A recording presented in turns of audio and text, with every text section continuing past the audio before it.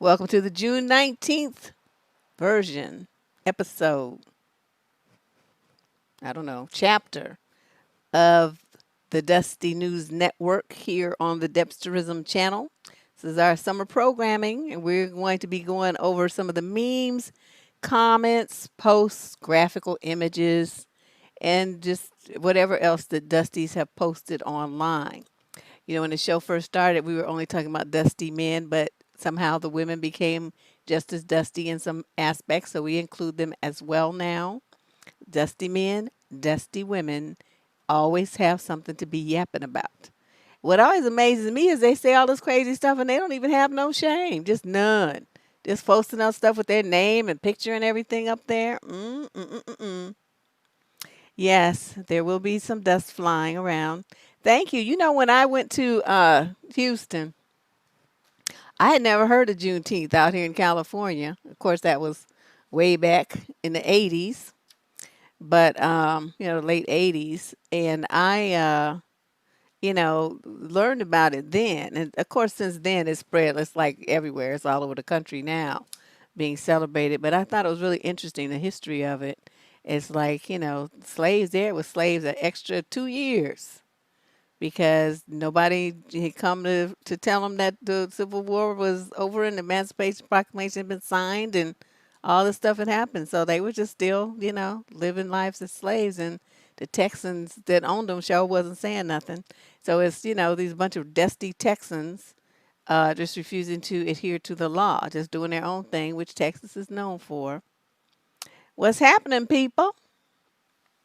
Are you just learning now? Yeah, it was something because it was a Texas holiday. Of course, that was the state that was affected. So why would anybody else celebrate it when the slaves of the state of Texas were the ones who were impacted by that late date of acknowledgement of the end of slavery. So it really wasn't anything for everybody else to celebrate. However, in this instance, a lot of people's relatives have come from Texas and they're all over the country now. And so they bring their habits and, their food choices and their grilling styles and everything else, including the holiday celebration of Juneteenth, with them when they go. So I think that's what's all about. That's what's happening these days. But I think it's something good because, they always say that the chain is only as strong as the weakest link. Well, if, some of us were still enslaved, then how strong could the rest really have been? It's like everybody got to be free. Everybody. And then it counts. Okay? So you guys ready? So anyway, that's my long-winded introduction way to saying, happy Juneteenth to our ancestors. We're glad they made it to the other side.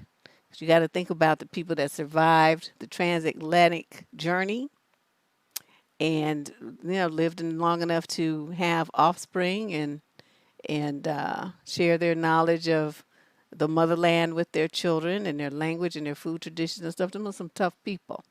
So those of us who are still here who have those kind of ancestors, you're supposed to be some tough ass people, not bending and folding and crying and whining and needy and all this little stuff. You come from strong stock. Just think about the bloodlines you carry. Okay, stop this. Them people didn't die for you and survive all of that for you to be acting a fool, picking up drugs and acting all retarded. That's not, yeah. You know what I mean? They had to be extremely strong, mentally, emotionally, and physically, in order to survive that nonsense. So I look at people now, it's like, well, we descended from slaves. Okay, why is that an excuse for you being stupid? If anything, that should make you lift your chin up higher and be like, yeah, I'm a descendant of a slave. And so who's still here? You know what I mean? I look at my mother's great grandmother. She was born a slave. She died at 100 and something and was just as healthy as, ever. And she used to tell my mother stories about it. So, people think this is like ages and ages ago. It's not that long ago. And so, we were slaves as an excuse for mediocrity and stupidity, that don't fly here. You got some bloodlines from blood flowing in your veins of some of the strongest people on this fucking planet. What are you doing? You're an embarrassment.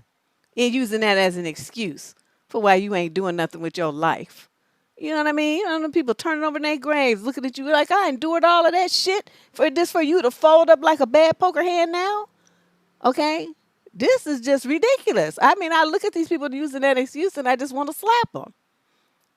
It's just crazy. You know what I mean? I'm just what I'm saying. It's like that should be a source of strength for you to do better. It's like if they can survive that what you doing ain't shit. Okay? I mean, it's like, and they did that so that you could live. So what are you doing? You just disrespected all your ancestors, all of them, by acting a fool now. So that's my perspective on it. So now let's get to the fun stuff. Now that I can get off of my soapbox about Juneteenth and slavery and all this other stuff, I'm telling y'all, lift your chin up. Okay? Because everybody, every time they got hit with a whip and didn't get food and had to work in that 100 and something degree heat, because it gets hot as fuck in Texas and all down south. I live there. You know, the humidity is ridiculous and the heat is crazy. And, you know, and they survived. They survived.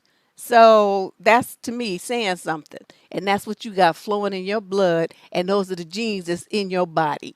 Survivors, thrivers in the midst of adversity.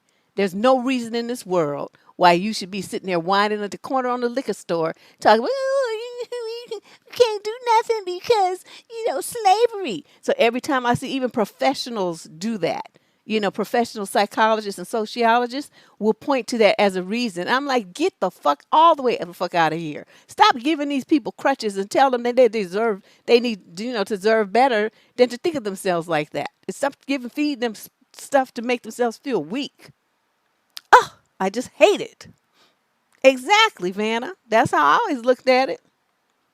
They survived so I could be here. And I'm going to make sure that whatever way they be, you know, looking, feeling, observing, thinking about, recycling their lives, whatever belief system you have, you know, I just make it count. That's all I'm going to say.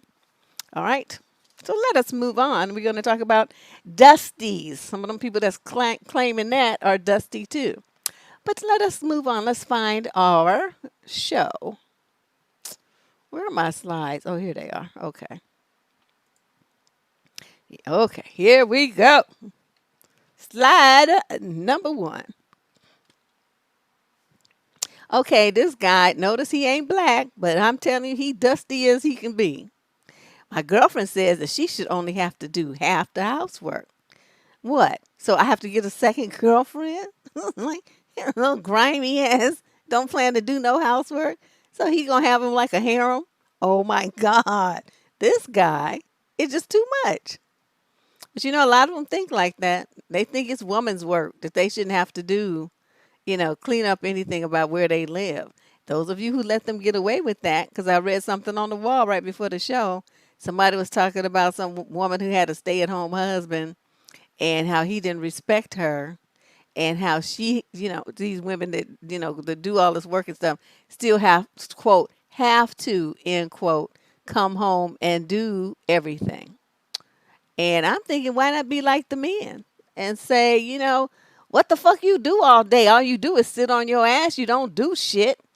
Okay, now isn't that what they say? When you be a stay-at-home mom dealing with kids and all that stuff, they don't count it as any kind of work. So therefore, you should be able to do the same thing. It's like a man, you should be off your ass outside making some money. What you doing? Sitting up here changing diapers and stuff. How is that manly? Get the fuck out of here. Ah. Okay, let's move on.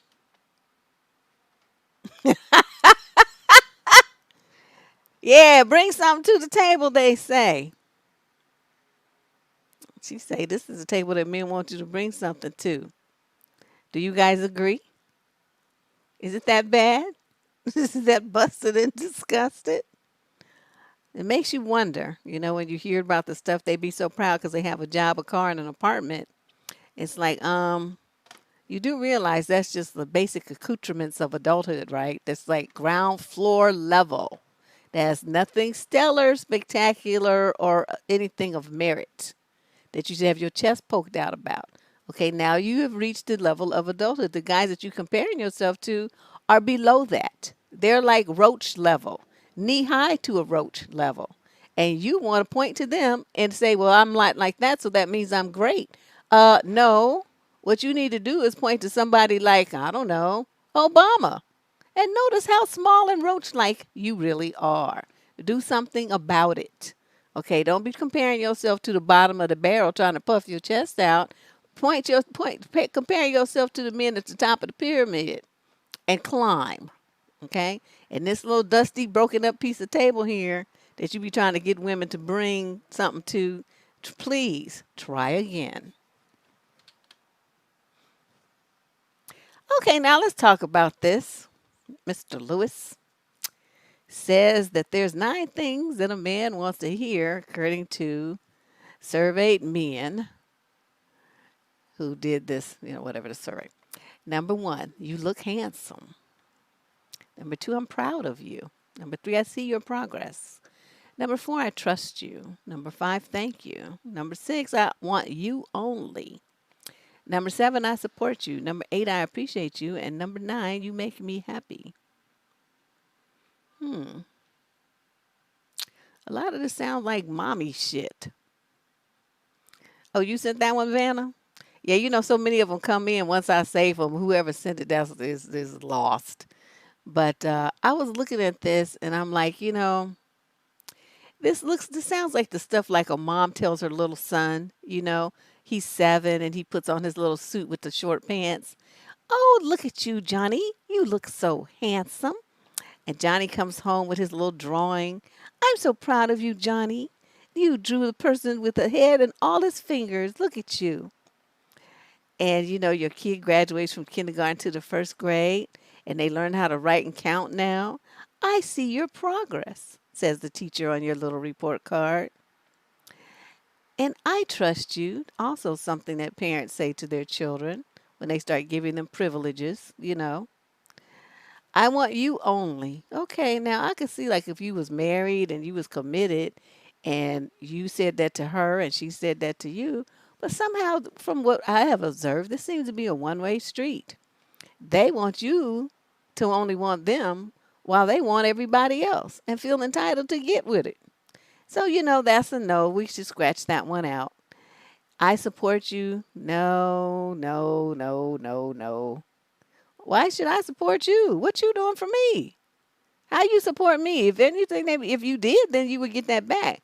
But too often they want to tell you how your dreams are stupid, how that's a waste of time, how it's unrealistic, how you'll never get that. You're just, you're dreaming, a bunch of negative stuff. And, I appreciate you. Appreciate you for what? I mean, what you doing other than the basic shit? Well, then you might get some appreciation. But just going to work and coming home just like she does, and you want her to jump around talking about Hercules. I appreciate you. That's what they want now. This is. I'm not being facetious right now. I'm telling you facts. That is what they think they should get. Appreciation for doing stuff like that, like taking out the garbage and, watching their own kids. They want to call it babysitting and all this kind of stuff. They don't appreciate their women for doing all of that. They just feel like it's just her job. So you're going to get that same thing back. The energy that you expend is the energy you're going to get back home, Skillet. And you make me happy. Well, what you doing to make me happy? Most of the time you ask a man, what's your woman, something about the woman, they don't even know. When is her birthday? When is your wedding anniversary? When is your kids' birthdays? What's your woman's favorite color? What's her favorite thing to eat? They don't know those kind of things. And so, but then they want her to say, you make me happy? What, just be saying the words with nothing behind it? You don't know your woman. You don't know shit about her. It's so funny because I even saw this on, what's that guy? Jimmy Kimmel. You know how he does his interviews on the street? And he was interviewing couples, right? And some of them were like old and had been married for like forever. He asked this one dude, what is your wife's sister's name? And do you know he didn't know? He didn't know what the brother-in-law's name was. And he did not know when his wife's birthday was. And this was, the general theme through the men that he had interviewed. They knew very little about their women, and the stuff that they was saying was wrong. And the women were all sitting. You could probably find it. Thanks to Leandra. Oh, Leandra's making up for lost time when she was like, "I'm gonna get you, Auntie. I'm gonna get you soon as I get some money. Thank you, girlfriend. Ooh, I'm gonna have fun at Bevmo. I don't know. It takes Google forever to actually give you this stuff, though. But when it comes, I'm going to have fun with it. So, you guys, I don't know. I don't know. I don't even know really what to say about this because um, it's just hard to imagine, as a woman, you getting into a relationship with somebody, you want to love them, you want to be loved as well. And the things that are on this thing about making someone happy and all of this, that should be reciprocal. Women always remember their man's birthday. Not only that, his mother's birthday, his sister's birthday, his brother's birthday, all the kids' birthdays, all his nephews and nieces' birthdays. They get presents when it's time for Christmas. This is the video that I did called Emotional Labor. Women perform a lot of that, and because they know it makes other people feel like they're being thought of and they're important enough for you to remember these things about. Then here's a man that you sleeping with every night and you got kids by and he don't know them things about you, but he wants you to sit there and tell him, I appreciate you and you make me happy. No, I'm not doing that until you actually get off your ass and do something. Just to walk around somebody saying the words just to blow your head up, we're not going to do that. Okay, so this is the thing he's talking about. That's why they want to hear it. Well, in order to hear those things, you need to do something. Okay, then you'll hear them. You just sit around, you're not going to hear that. You're going to get your woman glaring at you saying, what kind of fucker did I marry? Or that am I living with? It was about in love with, whatever. She's going to be doubting you. And she's not going to trust you online, looking at women, flirting with women, and doing all kind of corner cutting stuff. Got people calling you and texting you, and you hiding your phone. You disappear for hours on end. You tell her lies and stuff, but you want her to tell you that she trusts you. She's not going to trust you because you're not trustworthy. See, these are the things. This is so funny to me because they want to hear all this stuff, and I can imagine that would be nice to hear. But it wouldn't be true. You're not living the life that would warrant someone telling you these things. So, I mean, at first, if you want to hear this kind of stuff, my brothers, you got to get off your ass and walk that walk. And then your woman could talk that talk. But you ain't walking that walk, so you're not going to get to hear that. Okay? You're just going to want to hear it, and it's just going to be out of reach. All right? That's my preaching on that. Now this dude here, I think he's I don't know what kind of nut he is, that Danny person. I started to cut his name off and I thought, no, let me leave it on because it's important to know who is the creator of the idiocy that we see on the show. So here he is, some of this, I don't know what the topic was, but dude's comment. If I see another dude fight his woman, I ain't gonna do shit and go the other way. Fuck them. And notice all the people loved it, thumbs upped it, and laughed at it. These are the kind of guys that end up with pictures of women all beat up on the street. On the videos on World Star, and you could hear them laughing in the background. They don't use their phone to call 911 and to report what they saw. Instead, they use their phone to record something that they can share with their friends and put online and laugh about somebody being degraded and abused in public. And that shows them that you'll be dating these dudes and be married to them and be having kids with them. That's your dude. Okay? That's your dude doing that. The next one is just as bad. This guy says, bruh, if the cops weren't around, I know a lot of baby moms that would go missing. Notice the laughing.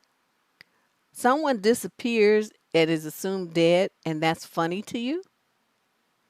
And look at this, the name and the face. That's what I was saying at the top of the show. They have no shame with this idiot stuff that they put online. The violence and condoning and encouragement of violence against women is just unbelievable. And it's like if I knew his mama, I would certainly send her and say, why didn't you get an abortion, bitch? Look at what you brought into the world. A slimy piece of shit. And now I'm sure you want to walk around and tell everybody, my son, my son. Shh. Both of y'all need to be drowned in tar. So, this is what you're looking at. So you guys be careful. It's really good to, if you start dating a dude too, search his ass on social media. See what kind of shit he's got. Go on Facebook. Go on Twitter. See, go on Instagram. See what he's been doing. What he's been putting up. Especially if you know his friends, you could backtrack and figure. If you even use a fake name, you can backtrack and figure out who's him. You'll know. And well, check out what dude kind of stuff dude says. That'll tell you a lot about him because they put on a front, but they're gonna show who they really are online when they feel like they can just let loose. Okay. Yeah, this is very sick, very very sick, and he's like a sociopath, and just thinks it's funny. Okay, here goes some dusty logic when it comes to the marriage, being on the marriage track. He feels like it's okay to waste 11 and a half years, because I added it up on my little fingers and toes, 11 and a half years of somebody's life like this. You talk for 2 years. No, you get maybe 2 months tops. Relationship, 5 years. Engaged for 3 years. Planning the wedding, 1.5 years. Now that part is the only part about this that's realistic. If you're gonna have a really big wedding at a popular venue, it might even be 2 years. But 1.5 years is good. And then finally you get married. So here he is talking about over a decade later, you finally get married. Do you know any woman who wants to waste a decade of her life? Yeah, that's what I'm saying. Tiana, I'm with you. Because, the talking stage, the early dating stage, 3 months. That's all you get. And if you don't know what you want after that, I'm out. I'm checking up the deuces and I'm gone. You figure it out. Okay, on your time. Because my time is valuable. And I'm out. So, yeah, I just thought, okay, this is like some primo dusty logic. And we got a lot of women that go along with this shit. They've been talking about, oh, this is my fiance. Well, how long y'all been engaged? 12 years? Bitch, you stupid. That's what I want to say to him, but I just hold my tongue. All right. Now, I put that up at the top. She says, I could use advice, please. I met a nice man. I crossed that A out and put what I thought was a nice man over the weekend and went on a lovely date to a vineyard and dinner after. This is the text I just received from him. So my expectations regarding each other is that we split costs. If we would do a getaway, we will share all the expenses. Our next date is yours to plan and fund. I truly believe that the couple should both financially invest in the relationship. Thoughts? Oh, this is one of those times when you hear the Jeopardy music playing. No, no, no, no, no, no, no, no, no, no, no, no. Okay, you got the idea. So it would be like, what would Deb do? Okay, WWDD. Deb would want to fuck with him before I fired him. Oh, no. This opportunity's too good. This is not one of those things where you do an immediate block and delete. You have to toy with him first. But maybe you guys don't because you don't have that evil gene that I have. I would be like, wow, you're such a modern guy. So liberated. So wonderful to know that somebody's so open-minded like this. And then I'm not saying I would date him, Natasha. I'm saying I would fuck with him. Okay, there's a difference. Okay, y'all, not. But like I said, some people might not want to do this, but I would definitely want to do this. So I would tell him, oh, well, yeah, let's plan that. Let's make that happen. You know how dudes do that? Yeah, we got to do that. Let's make that happen. You know when that would happen? When hell froze over. When pigs flew. When the city of Atlantis came out from under the ocean and was back where you could like go visit it and go on rides there and shit. That's when that would happen. Or I would say, sure, and I'll even drive this time. Let's do that. And you know where I would pull up to? In-N-Out Burgers. I don't know if you don't live in the Bay Area or California. I think that's a California chain. In-N-Out Burgers. That's where we would go. They have some very good burgers. But that's where we would go, and I'd be like, yeah. So what do you want? Let me just or do you want to get out of the car and eat here because they have some nice tables outside and the weather's really great.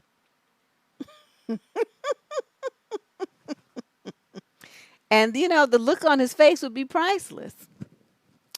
Okay, there's your getaway, motherfucker. You got away from your house to In and Out, and then you're gonna get away from In and Out back to your house. I don't know what to tell you. I'm not paying for you no day. You gonna tell me some shit like that? Get out of here, cheap bastard. And it's like my thing is if you gotta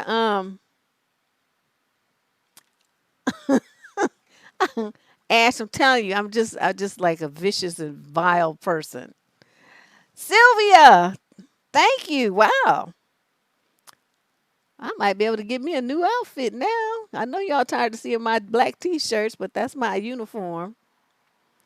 Yeah, get that number 3. I'll be like, do you want what kind of drink do you want with it? Do you want iced tea, root beer, or Coke? Thanks, Sylvia. That was very generous. So I'm like, Leander too. Leander been just like flinging cash right and left lately. What's going on, girlfriend? We got to talk. But I don't know. I'm just looking at this, but yeah. I think Anonymous 65, let me tell you this. They went on one date, okay? One. And then he hits her with this. Now, my thing is this. When you first get somebody on a date, oh no, I would block him after this, but I would fuck with him first. I'd have to. I just wouldn't be able to rest. I would just have to leave my mark in his mind. That's just what kind of fucker I am. And then this thing here, you gonna just take me out to a vineyard and dinner and spend all this money and set the bar real high and think that you're gonna get that back? Well, you don't know what my financial situation is. Maybe all I can afford is In and Out. And I always tell dudes, don't be going all out on a first date. I tell them this all the time. Go do something, moderate. You're gonna go to dinner. Go to some little nice little cute place. Like most neighborhoods have a very nice little neighborhood kind of restaurant. It's small. The food is good, and they don't have a whole bunch of tables, and you can eat there and have a nice meal and a nice conversation and be out for like less than $40. But you going to a vineyard and shit, the plates there start at $35. And then, and everything is a la carte, salad, appetizer. So, you out $200 before you get up out of there. So I just wouldn't be comfortable with somebody telling me that and trying to dictate what I'm gonna do with my money. So that's why he would get the In and Out treatment. If not McDonald's, the only reason he wouldn't go to McDonald's because I don't eat that shit. I haven't had McDonald's since my daughter was about 5. But so that's over 20 years. I haven't touched anything from McDonald's. But that's the treatment that he would get. Yeah, he doing all of this after one date.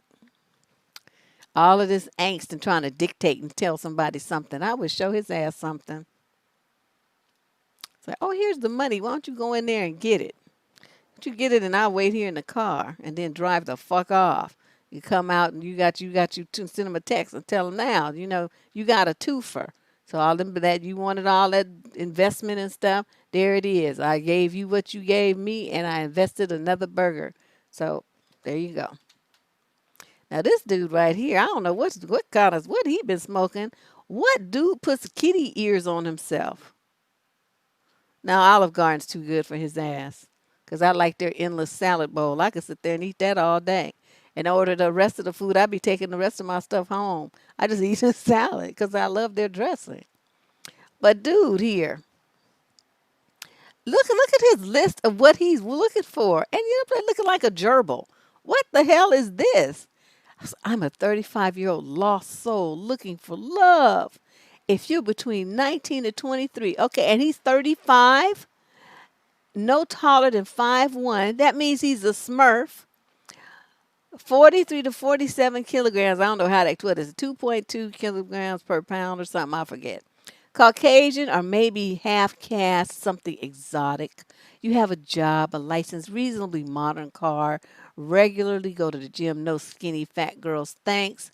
Having any VJJ, C cup top, No cheap tattoos, no face piercings, I'm sorry. Have no ex-fucks buddies or ex-boyfriends who I know or know of and are also willing to move to Canberra, wherever that is, to be my girl. Have a good personality and sense of humor. Never get bratty or start arguments over nothing and not be insecure when I don't come home all weekend. Then please hit me up. He must be if he don't want a woman that's taller than 5'1". That means his motherfucking ass is probably about 5'4". 5'5", I mean, he's my height. So it's like, dude, you a mini me. Get out of here. Tracy took call him a Playboy bunny man. He wish he was a Playboy money man with his little short self. You know? Oh, it's in Australia. Thank you. I'm glad somebody knows their geography. If it's outside the United States or Canada, I don't know where it is. Now, a blow up doll won't want nothing to do with his ass. She'll be like, let me let my air out so I don't have to bother with him.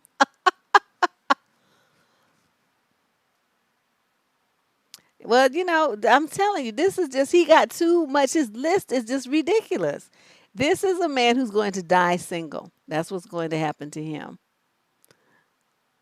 And with his little cat ears on. Looking like, that's why he's so he's young in the mind. That's why he's 35 and looking for somebody who's only 19, a damn teenager. And you trying to get with a teenage girl. Psh, man, even though after 18 they're adults, you know what I mean? I would drop kick my daughter to the moon rather than let her be with some chump, dusty ass fool like this. Yes, this is double the height that he is. He's enough dust. Let me move on. Okay, girlfriend, you doing the absolute most. She says, my boyfriend has been putting back money every month and saved up $5,000 to purchase a new vehicle tomorrow. What he doesn't know is he has $10,000. I have been secretly matching every dollar he has saved. He truly deserves it, y'all. Again, treating a man like he's your child. That's what we do when our kids first get their first job. Like, you know what I mean? That's what I'm saying, Natasha. That's a Dusty. Trying to be, appeal to someone really young. And that shows at 35, the motherfucker on the downstroke to middle age. And he up there trying to get with a teenage girl? Oh my God. So, yeah. So she's up there talking about I've been secretly matching every dollar. That's mommy shit. You don't do that for a grown ass man. He got $5,000 that he saved up. That's what he's supposed to go to the dealership to spend. You know why? Because in that way, it's his car. You give him half the money, then he's going to feel like it's y'all's car. And that dilutes his work. See, these women, they don't even understand what they be doing. His energy was on acquisition, conquering, achievement of a goal, doing what he needed to do for himself as a man. But what did you do? You squelched it. You put your big old foot in there thinking you being helpful. Sit your narrow ass down. You don't be giving men money. Now he feels like a little bitch. He's going to feel like you mothering him. And even if he turns it down, the fact that he has to tell your dumb ass that he don't want your money, then you're going to be getting all in your feelings. Why, babe? I just trying to help, babe. This and that. Well, Marquez Houston is at least famous. Well, used to be. But yeah, there's still too much. She'll be leaving his ass soon enough.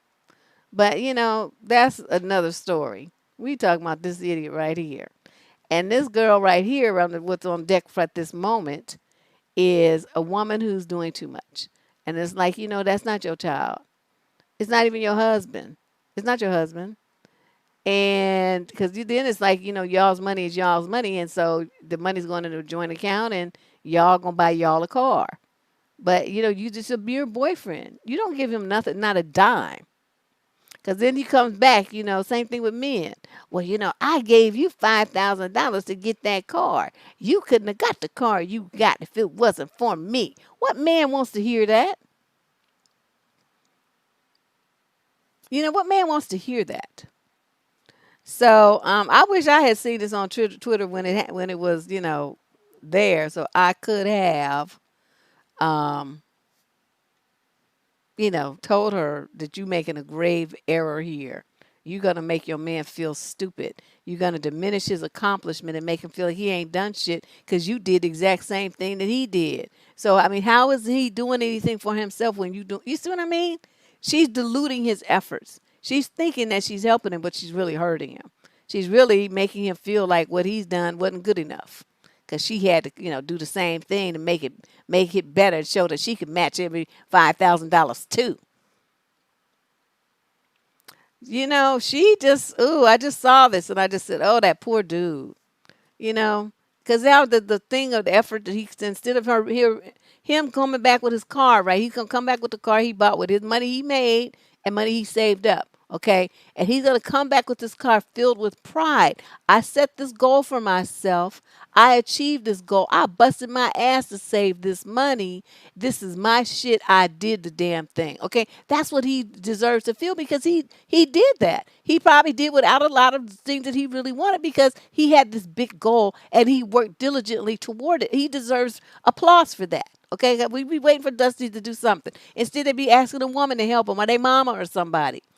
So instead, though, he's not going to get that. He's not going to get to go when his woman comes outside to see his car he just bought and be like, damn, babe, you did this. Let's go for a ride. Take me, show me this. He's not going to get that. What he's going to get is, her feeling like, well, it's not that big of a deal because I paid half.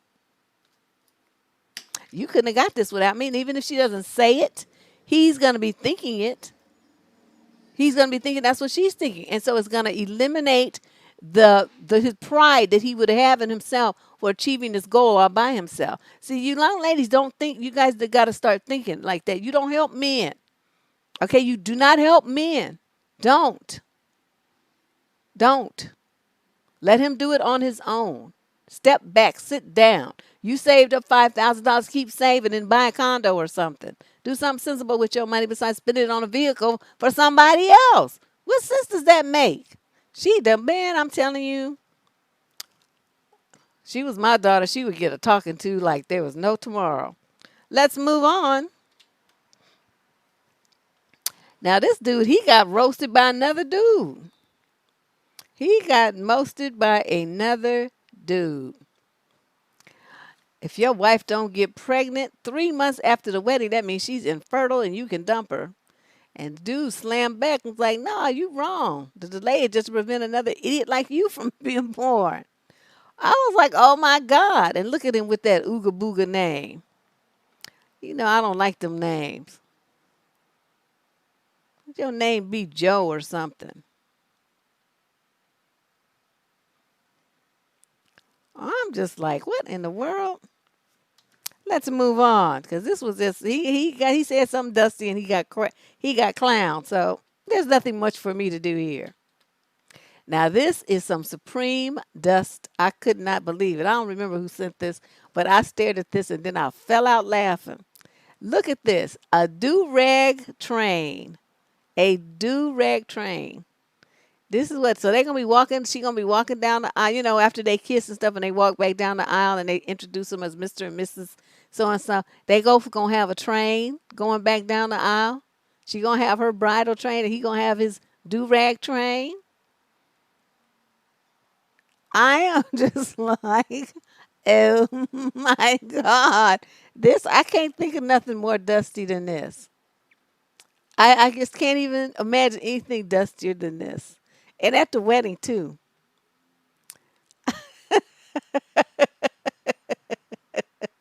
Yeah, he would, I would feel stabby seeing something like that. Yeah, it's tacky, but what do we talk about on this show? Tackiness. And we call it dustiness. I mean, the lace is pretty and everything, you know what I mean? But, dude, for real?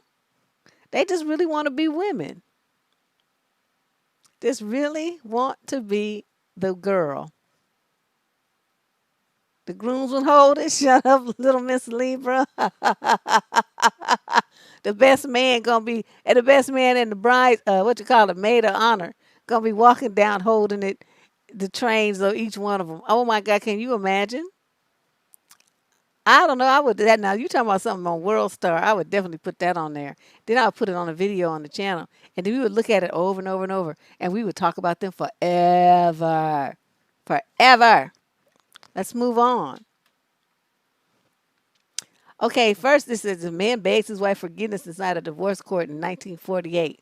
Now, what I want to, not so much the title of the thing, what I wanted you guys to focus on is the savageness of her face. Look at her expression. I gives no fucks about you. I give no fucks. Get up, you dusty bum. You should have thought about that when you was doing whatever you was doing to maybe bring you to divorce court. Look at me and my fur. I'm going to take you to the cleaners. Yes, you piece of shit. And that's how she's looking at him. Like, look at her lip is all twisted up. She got the twisty face. She's like, ew, you're gross and disgusting. And so I just wanted, if I could have just zoomed in on, but it was like too blurry, so it really wouldn't have worked too well. She's like done, and then she's done again. That's how she just there would fly with all her shit on. But it does get cold in Chicago. You need a fur. But yeah, honey, girlfriend is up there looking quite stylish in divorce court. And dude is like, no, my money. I'm sorry. I shouldn't have done what I did. But yeah, I just loved her expression. And then the attorney. Now I wonder whose attorney that is. Because it's probably his attorney. Because the way he's looking down like, you idiot, get up. But yeah, I just loved it. So he's the Dusty, whatever he did to get divorced. And there you go. He'll remember this moment forever because someone memorialized it in picture form. Okay, that's what we say. Never chase a man. Okay, so yeah, dudes, they not be trying to get you to be all in a rush and feel pressed to get them like they such a fucking prize. So many bitches want your spot. Me, give it to them. Oh, yeah. They be trying to big themselves up. So, and the first thing you're gonna refer to the women as bees. Okay, really? That's the best you could do? That's it. That's all you could do. So I don't even quite know what to say there, but I hate it when they try to do that. Try to play it like you are they in such demand and they just such a king and they so powerful and then all these women want them and all this stuff and how you better do what they want you to do. Otherwise, somebody else is gonna take your spot, or somebody else is gonna become their woman and they gonna put you on waivers and all this kind of stuff. And I'm like, who got time for all of that? Ain't nobody trying to compete for your dried up little dusty piece of ass. Boy, get out of here. You can't fuck anyway. They want give it to them. Okay, remember we talked about Smurf Man? Now, ladies, you can chime in on this one because this is a man who comes to somebody's shoulder. And that's for those of you who are short men and you're listening to this. Notice the picture. This is a cartoon. There's not your face is nowhere on here. So if you try to get in your feelings and write to me complaining about this meme, A, I didn't draw it, and B, I can't help that you're short. That's the issue you need to take up with your mama and daddy. They did that to you, not me. Me observing it and talking about it, now that's where I come in. But as far as me being able to do anything or ignoring it to try to be polite and all this whole stuff, I'm not going to do that. So we're talking about short men right now. If that's just something that is bothersome to you and triggering, you might want to click off. So they asked the question, do women miss out on a good man because of his height? How much does height matter to you? Fellas, are you most rejected because of your height? So what is my answer?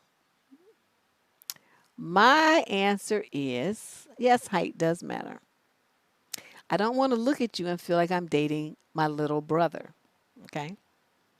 Secondly, if you're too short for her and she's not attracted to you physically, then that means you're not a good man, at least not for her. That is the thing, you guys. They think there's one universal good man that fits everyone. That's so not true. So you are not a good man to her. Just for example, like me.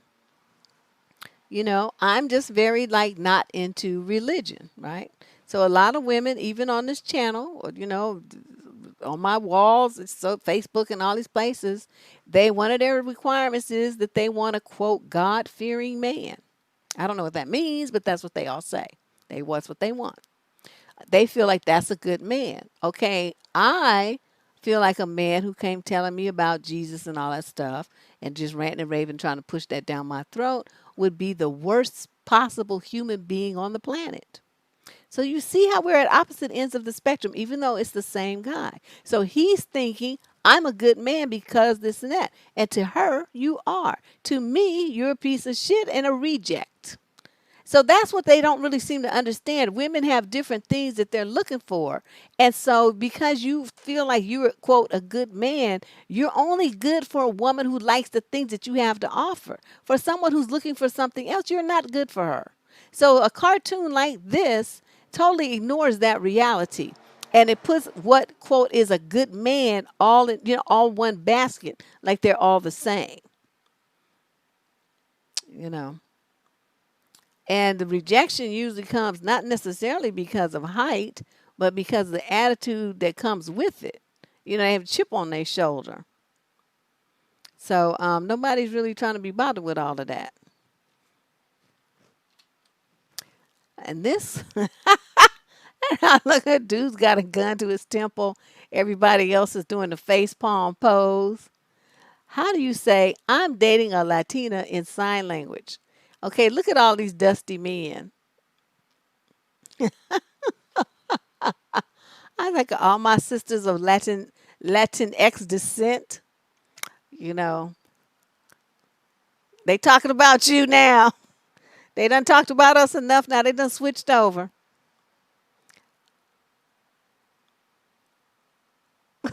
They would look at you funny if you pulled up with a short dude. Yeah, I mean, there's something else, unless he has a lot of confidence in himself, usually there's problems there because they just don't feel, they compare themselves to taller dudes and feel like they don't measure up. And, for some women, just get you a short woman and she's going to be in your height range. Don't be trying to overreach and get you some woman 5'7", 5'9", and be mad because she's tall and don't want you. Get you some little midget woman, 4'10", and stuff like that. You'll be all right. Let's move on. And now this bring even though this is the Dusty News Network, his comment he's commenting on a Dusty comment, Dusty comment that men make, that Dusties make. So he's like, my ex-girlfriend is crazy. Okay, that's the guy's universal statement for dismissing the fact that they pushed her there. Dude though knows what's up, and he's like, oh no, I'm gonna call you on this.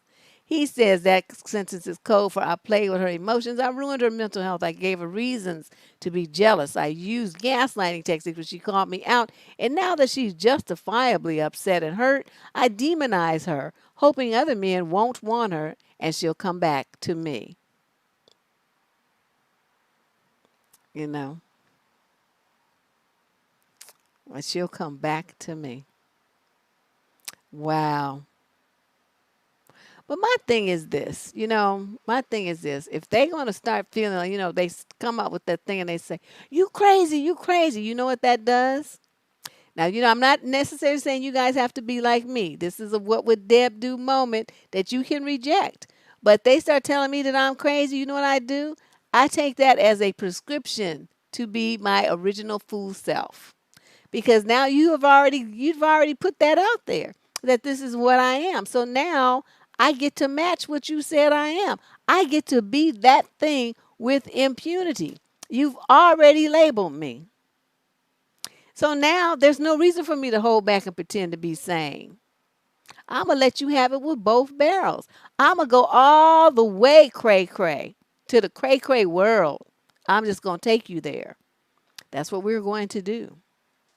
So that would be a mistake to say that. Yeah, they just give you a permit then. You crazy. Bitch, you crazy. You crazy.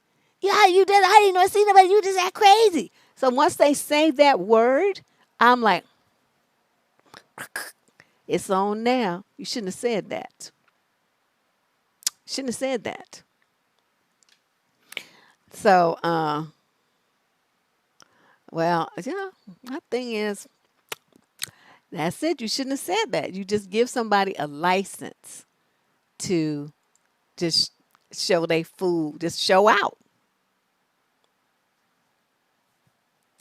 Yeah, it's just WWDD, and everybody, I guess, underneath that would have to say that. But that's was, that's what a lot of women are saying that they have starting to do. Oh, I thought it was said you are crazy. I saw the little thing jumping, and that's what I thought it said at first. Thank you, love son. I thought I was reading too fast. But I mean, I'm not saying you do everything to win what would Deb do, because I know I'm kind of off in left field sometimes. But yeah, that's how I would do that. And guess what? He would probably never call nobody else crazy because he would have a flashback. That bubble would pop up and he'd be like, last time I called somebody crazy, all kind of crazy shit happened. Maybe I should keep my mouth shut. Don't make me call Ben. All right, now, this here is some Dusty Logic for real. Notice my hashtag, Dusty Logic, not an MD. Yo, you stupid. Okay, this is what dude says. It said that with every eggplant partner, we carry their imprint in the room, their imprint in the womb. That means any eggplant encounter that was not sacred, where we were not present and did not create something wanted and alive and mutual and trusting, is still there. Now, let me explain how this works. There's no such thing as a womb imprint. I have done a show on this and a whole video that explained this. Now, what someone may have from an encounter that was not sacred and all these things happened, that's trauma, okay? Assault, battery, things like that, trafficking, okay? Those experiences were not something that you wanted, but it's not an imprint on your womb, you idiots. It's in your mind because it is hurtful, it's damaging, okay? And so someone, and it is males and females, these things happen to men too, and it makes an imprint on you. You're angry, all kind of stuff. But it's here, okay? It's not in your womb. So this shows when you see people that follow this this way of thinking, they have no concept for what they're talking about. When a woman menstruates every 30 days, 28 days, whatever, cycle, 21 days, whatever cycle she's on, her whole uterus clears out and starts, it's like a reset every month. Now, how you figure your one little sperm is going to imprint anything? That shit got washed out, okay, a long time ago. There's nothing there of you. This is a egotistical nonsense to the 10th power. Yeah, they're crazy, but what they try to do, they just like this is when some Trump stuff where he's claiming that he created Juneteenth or something. I mean, where they feel like they're these omnipotent beings and that they have all this power and stuff. And so it's like you are a straight narc and a sociopath to boot. For you to think that you having some kind of encounter with a woman have made an imprint on her womb. What the fuck is your problem? How do you even, that's how you know they don't know anything about female anatomy at all. Nothing about biology. Nothing about human reproduction. And yet they on the internet talking like they are the greatest authority on what kind of stuff men do that causes, all this stuff to go on in women. I'm like, you idiots. So there you go. That's why my hashtag's there. Girl, they don't be insulting dodo birds, J Boogie. They dodo birds smarter than these dudes. Yeah, I just mean just like crazy. Let's move on. Now here we go with someone who's blaming women for stuff that they do. Now what do? They always blame women, right? We're used to this by now. Black women get blamed for everything.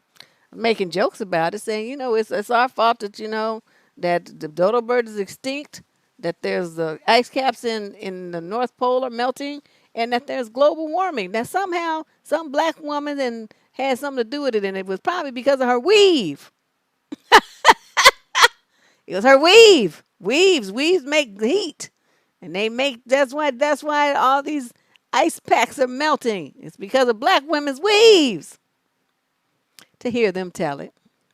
So now he's saying that black men don't own homes is because of child support.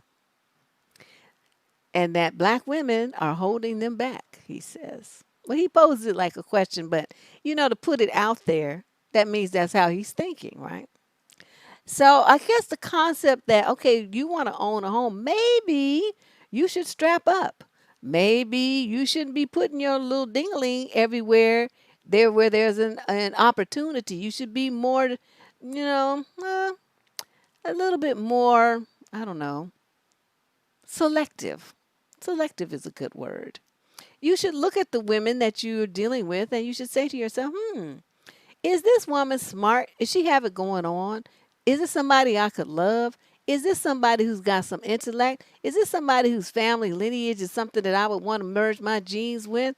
Is this somebody I would want raising my children? That's what you should think about, my dears, before you go plunging your ding-a-ling up in somebody uncovered. That's what you should do. And then you wouldn't have this problem.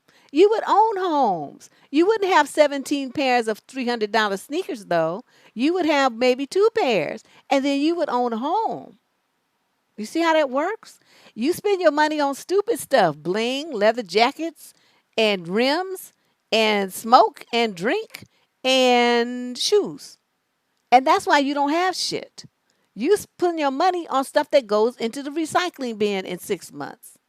You don't save your money and invest in anything. You don't invest in your kids. You don't invest in yourself. And you don't invest in your relationships with the women. You don't do shit. Everything with you is about right here, right now, like children. And so that's how they get, they be thinking right here, right now is why they don't want to put on, they don't want to use proper protection. Because in the moment, they worried about what feels good. They're not worried about, okay, if I do this, remember the video that I did? My mind went blank now. I was just on the tip of my tongue. I'll think of it in a minute. And then what? That's the name of the video. There's two videos in a series. And then what is what you should stop and ask yourself. If I do this, and then what's going to happen? If I do that, then what might happen? Am I prepared to deal with those? Or if I do either one of those things and then this other thing happens here, is it going to fuck me up? Is it going to deter me from my dreams? Is it going to side rail me? Is it going to take all my money? Am I going to end up in prison? What's going to happen to me? Could I be dead? And then what? It's always a good question to ask. So before you do something like this, and don't get to own a home and all stuff, and then you want to blame other people for your stupid choices. No, you don't get to do that, sir. It doesn't work like that. You're either going to be a man and you're going to be a leader and you're going to make decisions that are sensible and sane, and you're going to not have instant gratification, and you're going to plan your life and you're going to execute your plan, or you're just going to go by the wind, seeing your pants, just doing whatever the fuck you want to do, and then you're going to suffer the repercussions of that. But don't be blaming other people for it. Okay? That's not manly. That's not sexy. That's like, ew. All right? So ain't nobody holding you back. What's holding you back is your dick. Your dick is fucking all y'all up because that's how you making decisions with it. You let your little head make decisions for your life. And then you be sitting around fucked up for 18 years. And some of you repeat the mistake. And then you get fucked up for 18 more years, 10 years later. So you on a track for 30, 40 years of child support and dealing with baby mamas. When you could have done something else with your life. But you made stupid decisions. So don't blame the women for that. You did that to yourself.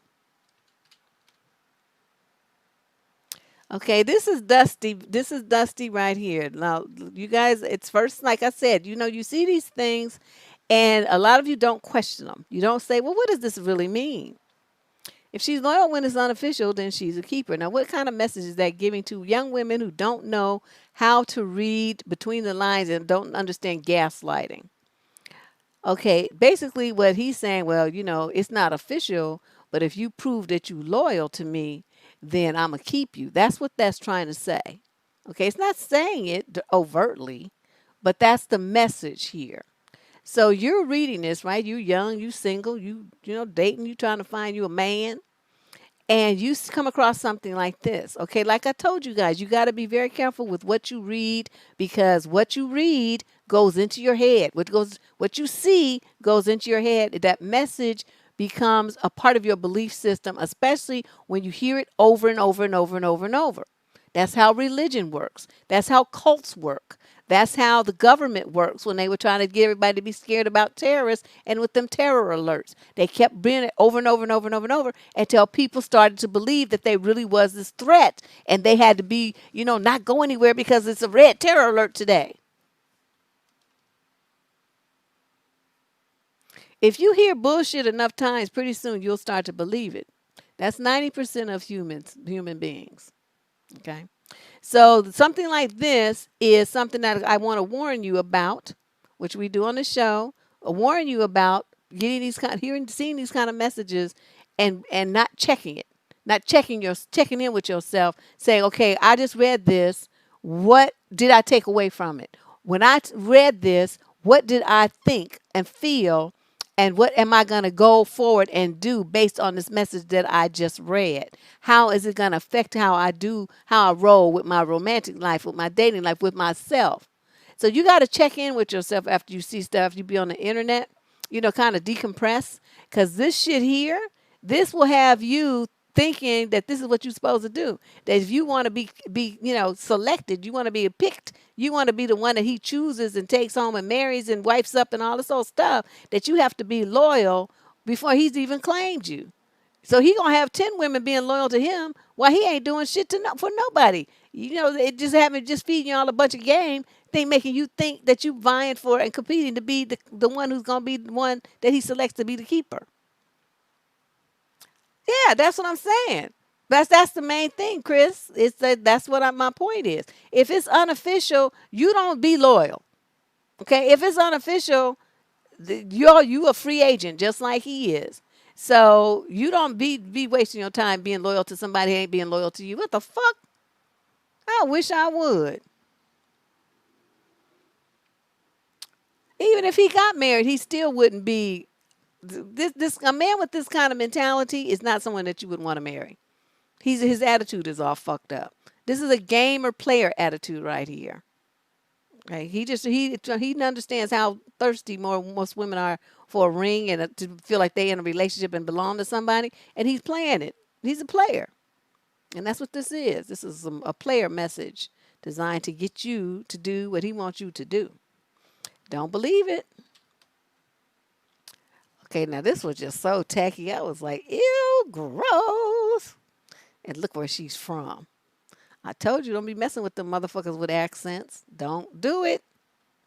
She was crying in somebody's arms and he got a boner. It's like, ew. So the fact that she was upset and crying and all, vulnerable and feeling weak in that moment and all the stuff, thinking that she could trust him. What's he thinking about that's going on? You see what I'm saying? Nasty fuck. Just like, I was like, this poor girl. Man, he would have got so cussed out. I can't even imagine how much cussing I would be doing. Mm-mm-mm. Okay, let's move on. Now, this one's a little, hopefully you can read it on the screen, but, I'll read it to you. So some dude's like, hello. And she's like, hey, who is this? And it's, blank, he says his name. We met at the pool party. She says, I'm sorry, but I don't remember you. How did you get my number? Are you kidding me? You don't remember me? Wow. You a bougie fat bitch. And to think I was going to ask you to go out to eat dinner with me. You don't need to eat anymore anyway. Okay, that was his response to her not remembering him from a pool party. Do you know how many people be at a pool party? I've been to some in my younger days. It could be hundreds of folks. Okay. And so then he comes back. I'm sorry. I'm just tired of females acting bougie. Would you still go to dinner with me and I'll explain? How about no? That would be a no, dog. Yeah. They'll be like, motherfucker, go take your meds and then lose my number. Yeah, look at dude. He just went like ballistic, like a rocket. Yeah, I would have been trying to forget that shit too. Nut. I'm tired of females acting bougie. That's not an act with me, sir. I am bougie. When I drink my Coke 45, I put it in a glass and stick my pinky out. What the fuck you talking about? Lady Boss throwing up some X's. It's like, blocked. Yeah, he would definitely have to be blocked after that. Just like going crazy. Mm. Okay, now they want to talk about my girl. They want to talk about my girl. Now Max is worth, I don't even know how many millions. And Eve ain't doing too bad. I mean, she's still getting residuals and royalties and shit on the music that she made. So she ain't hurting for money either. But Max his name is Maximilian Cooper. That's the only reason I know because we got the same last name. But that's who she married. So then, this dude, he's mad. She's a prime example of how some of these broads will behave mannish and act niggerish with us black men, and then like a on and off light switch act cordial, cooperative, and humble with a white husband. This is the level of mentality and respect that we have to contend with. It's seen in public and in the workforce environment too. Okay, now you refer to her as a broad. Okay, the white guys don't refer to their ladies as broads. Not unless they want to get busted upside the head with something. But I don't know. All the guys I've dated of other races, none one of them have ever referred to me in a derogatory term. Not one. Okay. Black men, oh yeah. White guys, Asian guys, Latino dude. Nope. You know, Middle Eastern. Nope. They treated me nice anyway. So then he's like, they behave mannish and act niggerish, and then they will act cooperative and humble with a white husband. Notice the word here, husband. You just want to be somebody's boyfriend forever, like dude that mapped out the 11 and a half year talking to through marriage plan. Max saw who he wanted, and within 2 years they was married. I think it was even less than that, but I'm gonna say two. Dude was not playing. And every time you see him, he's showing all his motherfucking teeth. And so is she. So, and she looks at peace. She's like well loved. Every time on every TV show I see her on, she looks happy. And so, dude is doing something right. He's doing something right. And she put all that down, and and she's stepmother to his little kids, his two little white kids. They love her. Love her. I remember reading some articles about it. They just could not get enough of that woman. So it's like everything for her is working out really well, and she's happy. But he's mad because he says she's going to be acting managed with us black men. But you don't know that. Did you ever try to date her? You don't know what she was doing. And what somebody does in their role as a rapper and, entertainer, that doesn't mean that's who they really are. You know, come on now. But whatever. I would say this, young man, if you have women who act mannish with you, it's because you refer to them as broads and they feel like they need to be on the defense in case they have to fight because of the way that you approach them and the way that you talk to them and the energy that you exude when you're around them. So if you want women to be softer and feminine around you, then you have to put on your protective male attitude and not your attack male attitude. The second you start acting like you're going to attack somebody, they're going to be defensive and they're going to put up their walls and they're going to put their, mask on and they're going to come across as hard and cold because that's the way they need to do because that's what you got to do when you're faced with a predator. Okay, so you decide what you want to be. That's on you. And this is part 2 of that same commentary. Okay. So this is the first part 1. So he's mad about that. And then this is part 2. And talking about, he's not the only one who noticed it. And that black men are not deserving of the same behavior. And, okay, but you ain't nobody's husband, though. And all these women in the comments have confirmed that black women are, look at this, to the core of their being, They submit to money, worship money, and value money more so above all else. And all of this, okay? But you know what? Does you want somebody to, not, to value your brokenness? Fuck out of here. Ain't nobody trying to be with you. And you ugly too. You ugly. You look like a roach with glasses on, and you got the nerve to be complaining that nobody want to be with you. You got to be kidding me. If you got gonna have no money, at least look like Drake or somebody. Boris Kojo, you might get some play. Our sisters got money, they don't care about that. But you gotta look like something. You don't look like nothing but some shit on somebody's shoe, dude. You know, you better get in where you fit in. You in the 3 category. You might be able to stretch that and get a woman who's a 4. But you ain't getting no dime pieces. You can forget that. That ain't happening. Now this dude here, and I'm like, what the hell is this?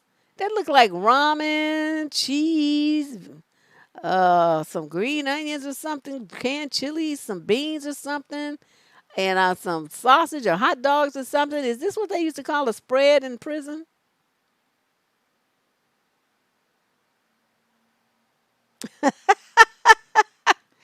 Ah, you can't be drinking water during this show. You have to have a straw so you can take sips. Otherwise, your ass might drown. We needing to call 411 and stuff. Doing postural drainage because you don't breathe in a whole glass of milk. Some kind of prison food. That's what it looked like to me because I heard about them spreads. I have a cousin that works at San Quentin. And he be talking about the stuff they be eating and all the stuff they be doing. I wish I could interview him. Girl, that would be a hot mess. He's been doing that for like 20 years. So he has lots of stories to tell. But yeah, she said if she can't eat these with me, we will never be in a relationship. I can't trust her because she was fold on me. You're damn right. I'm not having no stroke and heart attack behind you eating that trash. I eat fruits and vegetables and, healthy food and organic shit and free range shit and all that kind of stuff. I'm not eating that. Deborah is a bougie eater. I just I'm very picky. I'm not eating that. No. Okay, now here comes Deb in a slide. This is an exchange I had with a guy. Yes, I put myself in here. This clown here. Look how he's talking to me. You are either the reason more black families are united or the reason more black families die.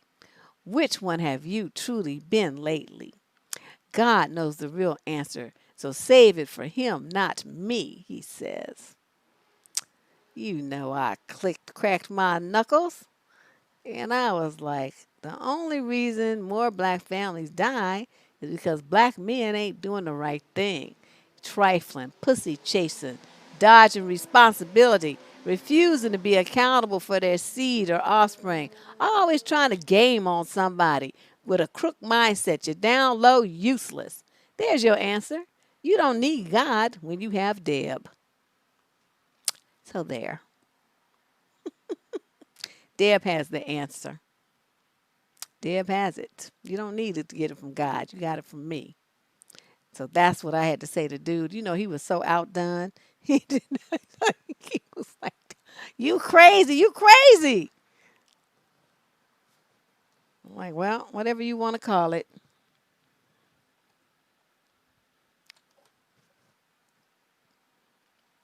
Now, girlfriend, this is like pre-savage. This is a pre-savage. And she's going in on you women. And she's going in. You mean to tell me that you have to go half on bills. You have to go half on a bill. You want to do all of that, the thing that she put right there. You want to birth and raise the kids. You want to work a full-time job, then do all the cooking, all the cleaning, do all this freak shit so that he won't, quote, cheat. And now y'all even have to buy him a PlayStation? Y'all bitches are in slavery at this point. I just laughed because, I couldn't agree with her more. That's what some women's relationships look like. Anti-Dusty Task Force. Ah, I think this whole channel is an anti-Dusty Task Force. But, I'm just like, this is just sad. You guys know it's true. Come on now. I know I'm not the only one who has observed these kind of behaviors.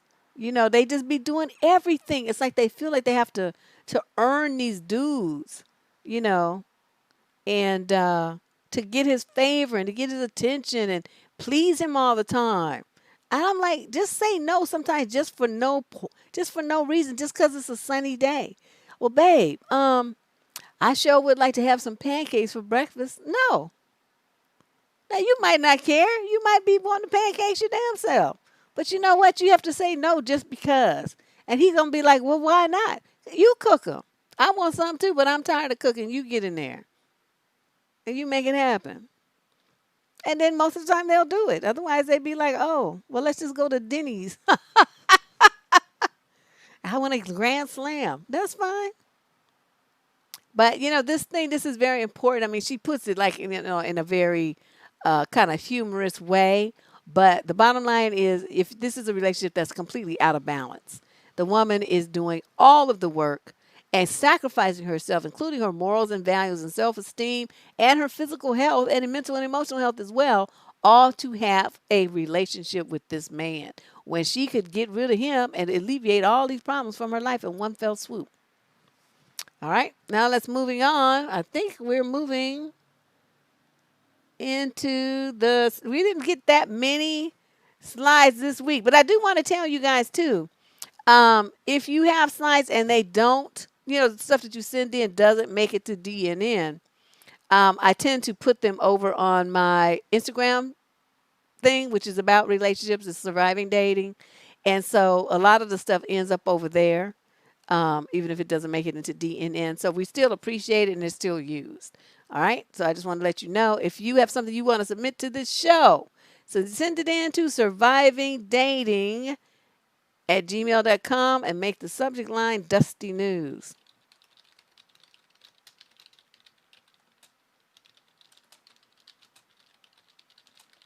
There you go. That's what you do, and it'll filter in the proper folder. So you just send it in, and we'll take a look at it for next week's show. Okay, so we got a lot of good ones, though, this week. Thank you for all of you who did send in stuff. And the rest of you, stop being shy. Just send in your stuff, too. All right, so let's move on to our Savage Award winners. And the winner of tonight's Savage Awards, the grand prize. And let's go. Okay. Oh, they've gotten the wrong order. Okay, well, this is supposed to be last, but I guess it's going to be first. Look at these men talking about women. I'm 44. I consider women my age too old. This guy, I'm 33. And that's when women start getting ugly. LOL. And here she comes for the savage finish. I'm 20, and I consider men your age to be fossilized. I thought I was going to die. I was like, girlfriend, she came right in with a sword, samurai sword, and sliced and diced and just laid them out. What they gonna say? You more than twice her age with your 44-year-old ass talking about somebody's too old for you. And the other one, it's like, the same thing. Damn near twice her age. You're fossilized. What they gonna say to that? Yeah, she got him. She got him. There was nothing shit they could say. So anyway, let us move on. Now that you saw the best one first, we'll go on to do the other two. Hey, what is this? Where's the thing? Oh, they forgot to put the label on it. Oops, that's the thing, the banner. But anyway, this was a savage one too. Dude is like, can I pull up? And she's like, nah, because you can't eat coochie. And you funk like you scooting your chair up to the table.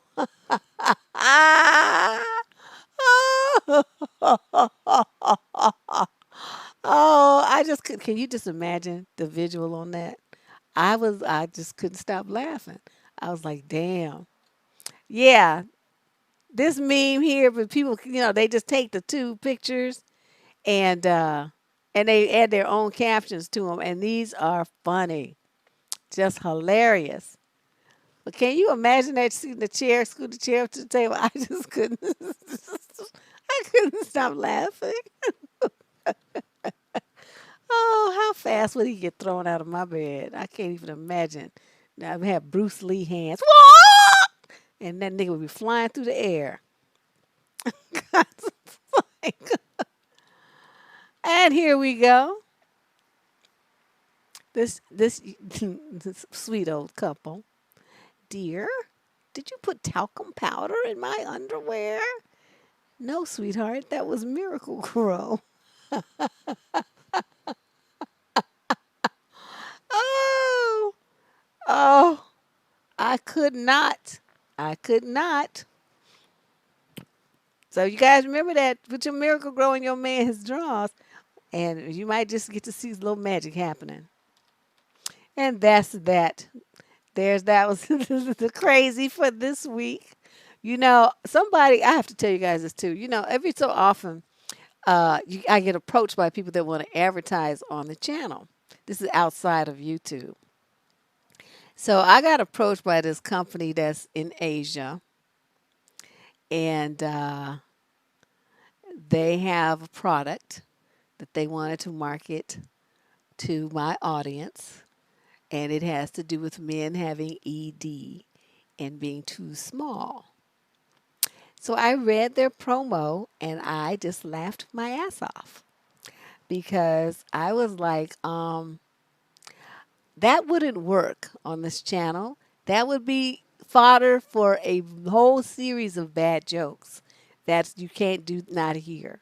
Maybe it's some channel where they have more sense than we do here. That's no. So I was polite though, and I wrote them back. I said, "Thank you for considering the Debsterism channel in your upcoming your product launch and upcoming marketing venture, but I will have to respectfully decline. I don't think that my audience would be receptive to such a product, and I don't want to waste your time or money. But thank you. Please consider me for the future endeavors." See, I can be businesslike when I need to be. Because I want to say, well, motherfucker, what? I know you kidding. You want to put this shit on my channel with all these women that go clown you and your company and whoever you have in the commercial and everybody who uses it. You really think that that's a good idea? That's what I wanted to say. But I was polite and professional. Yeah, see, that's what I say. We don't do ED and small eggplants around here. We don't do it. That's not no. No, we not buying nothing to make it different either. We just gonna change men. That's what we're going to do. So but I didn't want to tell him all that. I was very businesslike because I didn't want to go on record for being myself. So I put myself in the closet for a few minutes to respond to their email.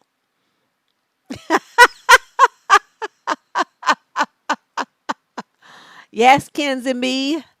That's essentially what was going on. So, once again, now I said it, but let me show you the slide. If you have something, you saw the show tonight, you think you can run across something that would be good and good content for the show for next week, please take a screenshot of it with your phone or, capture it with your desktop, or you can use the little, what is that thing called? Hold on a second. Oops. What is that? I just clicked something and loading up my graphics software. This is not what we wanted to do. I accidentally clicked the wrong thing. It's called the snipping tool. It's in a Windows snipping tool, and it lets you, take a little segment of any picture or image or website or whatever that's on your screen. If this is a desktop using Windows 10, versions of Windows 10 and up. And then that way you can save that and then you can email that too. So either way, just make the email subject line Dusty News and send it to survivingdating@gmail.com. All right. Other than that, you guys, I appreciate everybody showing up on Friday night on Juneteenth. Thanks very much. Go out and make the magic happen. Don't ever, ever, ever use the excuse that because your ancestors were slaves that you can't do nothing. You channel their energy, their survival energy, their strength, their deep down genetic DNA strength that they had to survive and make it through that mess. You channel that shit and you rise up. Don't you ever let nobody tell you that that's why you're a failure because of your relatives, your ancestors were slaves. Them people was greatness, and they exhibited, and you just make sure that you take advantage of that. You channel their strength and their survival instincts, and you make that shit happen for you. All right. This is Deb Cooper from survivingdating.com and here on the Debsterism channel. Thanks everybody for showing up. Thanks all my super chat donations. And thank you, Lady Boss, for always being the gracious host that you are. I'll see you all real soon. Bye-bye.